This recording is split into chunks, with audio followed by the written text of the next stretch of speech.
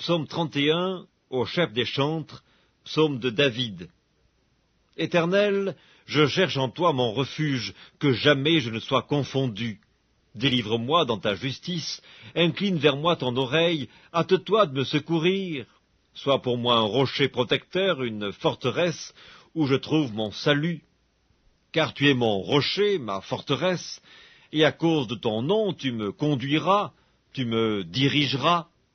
Tu me feras sortir du filet qu'ils m'ont tendu, car tu es mon protecteur. Je remets mon esprit entre tes mains, tu me délivreras, Éternel Dieu de vérité. Je hais ceux qui s'attachent à de vaines idoles, et je me confie en l'Éternel. Je serai par ta grâce dans l'allégresse et dans la joie, car tu vois ma misère, tu sais les angoisses de mon âme, et tu ne me livreras pas aux mains de l'ennemi, tu mettras mes pieds au large. Aie pitié de moi, Éternel, car je suis dans la détresse, j'ai le visage, l'âme et le corps usés par le chagrin. Ma vie se consume dans la douleur, et mes années dans les soupirs. Ma force est épuisée à cause de mon iniquité, et mes os dépérissent. Tous mes adversaires m'ont rendu un objet d'opprobre, de grand opprobre pour mes voisins et de terreur pour mes amis. Ceux qui me voient dehors s'enfuient loin de moi, je suis oublié des cœurs comme un mort, je suis comme un vase brisé. J'apprends les mauvais propos de plusieurs, l'épouvante qui règne alentour, quand ils se concertent ensemble contre moi, ils complotent de m'ôter la vie. Mais en toi je me confie, ô Éternel, je dis, tu es mon Dieu, mes destinées sont dans ta main. Délivre-moi de mes ennemis et de mes persécuteurs. Fais luire ta face sur ton serviteur. Sauve-moi par ta grâce. Éternel, que je ne sois pas confondu quand je t'invoque. Que les méchants soient confondus, qu'ils descendent en silence au séjour des morts. Qu'elles deviennent muettes les lèvres menteuses qui parlent avec audace contre le juste, avec arrogance et dédain. Oh, combien est grande ta bonté, que tu tiens en réserve pour ceux qui te craignent, que tu témoignes à ceux qui cherchent en toi leur refuge, à la vue des fils de l'homme. Tu les protèges sous l'abri de ta face contre ceux qui les persécutent, tu les protèges dans ta tente contre les langues qui les attaquent. Béni soit l'Éternel, car il a signalé sa grâce envers moi, comme si j'eusse été dans une ville forte. Je disais dans ma précipitation, je suis chassé loin de ton regard, mais tu as entendu la voix de mes supplications quand j'ai crié vers toi. Aimez l'Éternel, vous qui avez de la piété. L'Éternel garde les fidèles, et il punit sévèrement les orgueilleux. Fortifiez-vous et que votre cœur s'affermisse, vous tous qui espérez en l'Éternel. Psaume 32, de David, Cantique. Heureux celui à qui la transgression est remise, à qui le péché est pardonné. Heureux l'homme à qui l'Éternel n'impute pas l'iniquité, et dans l'esprit duquel il n'y a point de fraude. Tant que je me suis tu, mes os se consumaient, je gémissais toute la journée, car nuit et jour ta main s'apesantissait sur moi, ma vigueur n'était plus que sécheresse comme celle de l'été. Je t'ai fait connaître mon péché, je n'ai pas caché mon iniquité, j'ai dit, j'avouerai mes transgressions à l'Éternel, et tu as effacé la peine de mon péché. Qu'ainsi tout homme pieux te prie au temps convenable. Si de grandes eaux débordent, elles ne l'atteindront nullement. Tu es un asile pour moi, tu me garantis de la détresse, tu m'entoures de chants de délivrance. Je t'instruirai et te montrerai la voie que tu dois suivre. Je te conseillerai, j'aurai le regard sur toi. Ne soyez pas comme un cheval ou un mulet sans intelligence. On les bride avec un frein et un mors dont on les pare, afin qu'ils ne s'approchent point de toi. Beaucoup de douleurs sont la part du méchant, mais celui qui se confie en l'Éternel est environné de sa grâce. Juste, réjouissez-vous en l'Éternel et soyez dans l'allégresse. Poussez des cris de joie, vous tous qui êtes droits de cœur. Psaume 33. Juste, réjouissez-vous en l'Éternel. La louange sied aux hommes droits. Célébrez l'Éternel avec la harpe. Célébrez-le sur le luth à 10 cordes. Chantez-lui un cantique nouveau. Faites retentir vos instruments et vos voix, car la parole de l'Éternel est droite, et toutes ses œuvres s'accomplissent avec fidélité. Il aime la justice et la droiture. La bonté de l'Éternel remplit la terre. Les cieux ont été faits par la parole de l'Éternel, et toute leur armée par le souffle de sa bouche. Il amoncelle en un tas les eaux de la mer, il met dans des réservoirs les abîmes. Que toute la terre craigne l'Éternel, que tous les habitants du monde tremblent devant lui.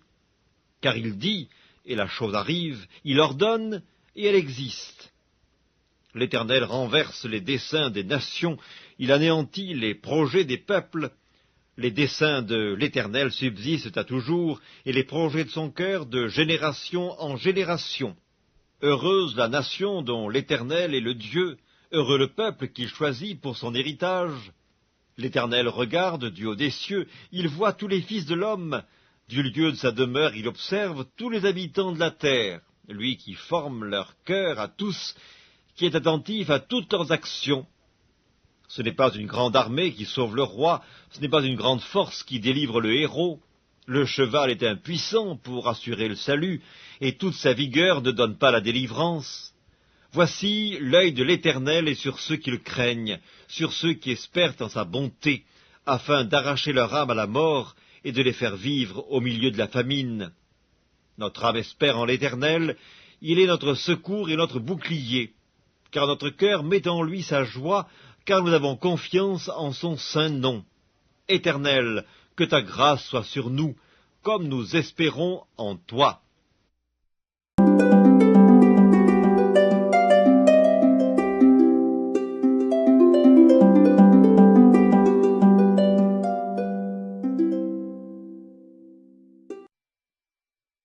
Évangile selon Luc, chapitre 24.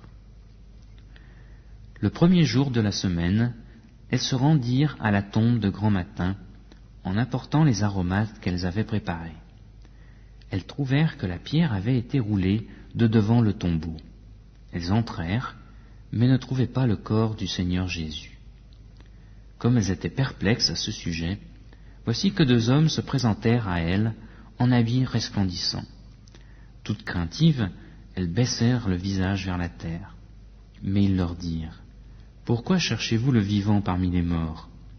Il n'est pas ici, mais il est ressuscité. Souvenez-vous de quelle manière il vous a parlé lorsqu'il était encore en Galilée, et qu'il disait, « Il faut que le Fils de l'homme soit livré entre les mains des pécheurs, qu'il soit crucifié et qu'il ressuscite le 3e jour. » Et elles se souvinrent des paroles de Jésus. Du tombeau, elles s'en retournèrent pour annoncer tout cela aux 11 et à tous les autres. C'étaient Marie-Madeleine, Jeanne, Marie, mère de Jacques. Et les autres avec elles le dirent aux apôtres. Mais ces paroles leur apparurent comme une niaiserie, et ils ne crurent pas ces femmes. Mais Pierre se leva et courut au tombeau. En se baissant, il ne vit que les bandelettes qui étaient à terre. Puis il s'en alla chez lui, dans l'étonnement de ce qui était arrivé. Et voici que ce même jour, 2 d'entre eux allaient à un village nommé Emmaüs, éloigné de Jérusalem de 60 stades. Ils s'entretenaient de tout ce qui s'était passé. Pendant qu'ils s'entretenaient et discutaient, Jésus s'approcha et fit route avec eux. Mais leurs yeux étaient empêchés de le reconnaître. Il leur dit, « Quels sont ces propos que vous échangez en marchant ?» Et ils s'arrêtèrent, l'air attristés. L'un d'eux, nommé Cléopas, lui répondit, « Es-tu le seul qui séjourne à Jérusalem et ne sache pas ce qui s'y est produit en ces jours-ci » ? Quoi ? leur dit-il. Ils lui répondirent, « Ce qui s'est produit au sujet de Jésus de Nazareth, qui était un prophète, puissant en œuvre et en parole devant Dieu et devant tout le peuple, et comment nos principaux sacrificateurs et nos chefs l'ont livré pour être condamné à mort et l'ont crucifié. Nous espérions que ce serait lui qui délivrerait Israël, mais avec tout cela, voici le 3e jour que ces événements se sont produits. Il est vrai que quelques femmes d'entre nous nous ont fort étonnés. Elles se sont rendues de bon matin au tombeau, et n'ayant pas trouvé son corps, elles sont venues dire que des anges leur sont apparus, et ont déclaré qu'il était vivant. Quelques-uns de ceux qui étaient avec nous sont allés au tombeau, et ils ont trouvé les choses tout comme les femmes l'avaient dit. Mais lui, ils ne l'ont pas vu. Alors Jésus leur dit, « Hommes sans intelligence, et dont le cœur est lent à croire tout ce qu'ont dit les prophètes. Le Christ ne devait-il pas souffrir de la sorte et entrer dans sa gloire ? Et commençant par Moïse et par tous les prophètes, il leur expliqua dans toutes les Écritures ce qui le concernait. Lorsqu'ils furent près du village où ils allaient, il parut vouloir aller plus loin. Mais ils le pressèrent en disant « Reste avec nous, car le soir approche, le jour est déjà sur son déclin. » Il entra pour rester avec eux. Pendant qu'il était à table avec eux, il prit le pain, dit la bénédiction, puis il le rompit et le leur donna. Alors les yeux s'ouvrirent et ils le reconnurent, mais il disparut de devant eux. Et ils se dirent l'un à l'autre, « Notre cœur ne brûlait-il pas au-dedans de nous lorsqu'il nous parlait en chemin et nous expliquait les Écritures ?» Ils se levèrent à l'heure même, retournèrent à Jérusalem et trouvèrent assemblés les 11 et les compagnons, qui leur dirent, « Le Seigneur est réellement ressuscité, et il est apparu à Simon. » Et ils racontèrent ce qui leur était arrivé en chemin et comment ils l'avaient reconnu à la fraction du pain. Tandis qu'il parlait de la sorte, lui-même se présenta au milieu d'eux et leur dit, « Que la paix soit avec vous. » Saisis de frayeur et de crainte, ils pensaient voir un esprit. Mais il leur dit, « Pourquoi êtes-vous troublés, et pourquoi ces raisonnements s'élèvent-ils dans vos cœurs? Voyez, mes mains et mes pieds, c'est bien moi.